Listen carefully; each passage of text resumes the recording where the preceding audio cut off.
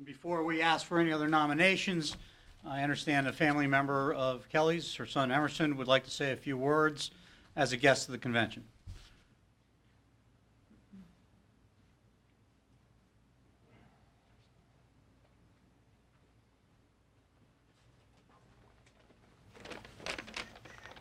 Hi, everyone.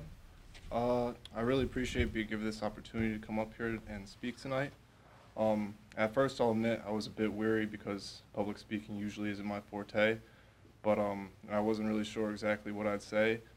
But then I realized that I actually have, plenty to say about my mom. I could probably go on and on, but I don't want to bore you guys and ramble about how great I think my mom is. So I'll try to keep it short. My mom got involved in the RTC when I was pretty young, and when she was campaigning for council, I'd come out for her and go door to door and stuff, and it always inspired me to see how passionate she is about everything she does, basically. She's driven and totally committed through everything. Everything she puts 110% effort in, and it's wild to see her here now. But I've never seen someone put their heart into something so much. She's really goal-oriented and determined, and when she sets her mind to something, she won't stop going after it. She's a true go-getter. Every day my mom truly inspires me because she's up at 5:30 or 6 a.m., immediately gets to work and doesn't stop until late at night. It's truly amazing how she can be so great at her job and work on her campaign and be an awesome mom so perfectly all at once. I may be a little biased, but I honestly couldn't think of a more better person to be mayor of the city of Norwalk. I know how much my mom loves this city, and I know she'll put 150% of her effort into making Norwalk an even better place to live. Thank you again, everyone, for this opportunity to let me speak.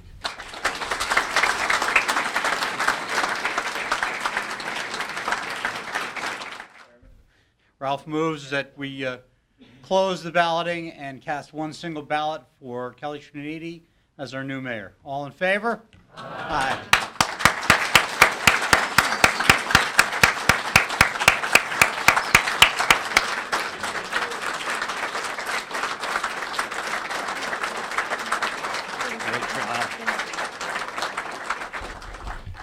Oh, wow.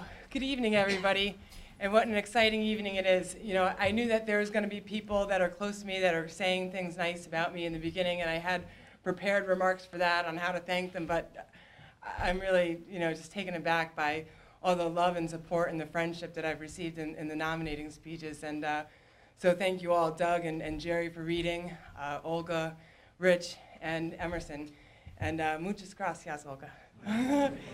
I wanted to thank all of you who are here tonight, including my husband, Artie, and friends, supporters, members of the RTC. First Selectman Jim Marpy from Westport, who I've had the pleasure of getting to know over the last few months, and I'm really grateful that he's come out tonight, taken time from his busy schedule to be here to support me, to show his support, so thank you, Jim. And thanks to all the other elected and public officials who are here tonight and who aren't here tonight but have been so helpful to me all along the way so far. It's been a tremendous amount of support that I've received, and I really appreciate it, so thank you all. Now, 3 months ago, I made an announcement and I made a promise. I announced that I was seeking the Republican nomination for mayor of the great city of Norwalk, and I made a promise to reach out to the citizens of Norwalk to listen to their concerns, their hopes, their dreams, and their problems. And I've learned a lot while knocking on doors throughout the city, hundreds of doors, talking to so many of our neighbors over the last few months. And my journey over the last 3 months has confirmed much of what I already knew, that Norwalk truly is a great city. And what makes our city so great is its people and its diversity. Because our city is a microcosm of our country, representing all different races, ethnicities, socioeconomic statuses. They live in big homes and small, condos and apartments, shoreline mansions, and public housing. And yet, as diverse as our city is, I found that most people want the same thing, and they expect their government to assure they have it. What the people of this great city want is really not too much. It's pretty simple, actually. They first and foremost want to feel safe as they go about their business of going to school, working, playing, shopping, raising a family. The people I've talked to want a place that provides exceptional recreational opportunities for adults and kids alike, ball fields, sports programs, parks, and open space. They expect their city to provide a good education for their children with good schools, state-of-the-art equipment, and the capability to educate and challenge all of our children, from the gifted and talented to those with special needs. To provide opportunities to children who want to go to college, as well as those who want to learn a trade. The people I talk to want to be able to afford to stay here. They expect their government to run efficiently and avoid waste and duplication and keep taxes low. They expect their government to be approachable and accessible. They expect their government and its leaders to be responsive and responsible. The people I spoke with want to be able to live here, not just to raise their families, but to enjoy their later years in the same place they made their home. They expect their government to react to change, to take advantage of opportunities to prevent the city from growing stagnant. They would like their government to help create and facilitate job opportunities, and to take advantage of economic opportunities for its residents, both now and in the future. I've also learned that the Norwalk's voter is no one's fool. They know what their government is capable of doing, and they know what's not getting done. They know when it's not getting done. The other thing I've learned in the past 3 months that confirmed what I've known for years is the people of this great city expect leadership, and they expect it from their mayor. They realize that the office of mayor and the responsibilities that go with it is serious and important. They understand that the mayor is not just a ceremonial office or just a goodwill ambassador. They know that in order for the city to move forward, they need a hands-on mayor, a person who takes charge, brings people together, and gets things done. They need a mayor who's humble enough to listen, but then strong enough to act. The people I've talked to have, as I've gone door to door, told me they do not believe they have that today. And I believe with all my heart and your support, I will be that type of mayor the city needs and deserves. And here's what I'll do. Number 1, taxes. I vow to be a mayor who will leave no stone unturned in exploring ways to reduce the ever-increasing burden of property taxes on our residents, especially our seniors. And as many of you know, and as you heard earlier tonight, we do have a senior tax relief program in Norwalk. And under my leadership on the ordinance committee, I expanded that program. And I believe it's been expanded again since.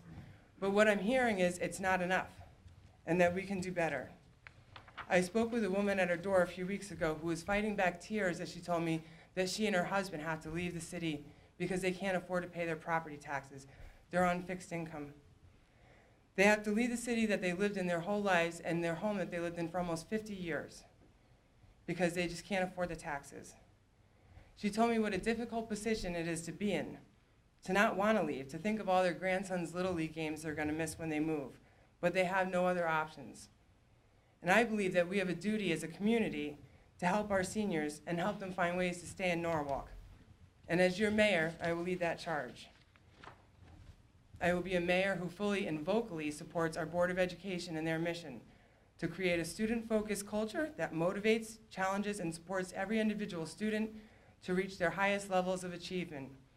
And their vision that all students graduate prepared to reach the highest potential for college, career, and lifelong success, and to be competitive in a globally competitive society, and to reach the overall goal of closing the achievement gap by the year 2020, and to ensure that all students, regardless of race, ethnicity, economic circumstances, are meeting high standards.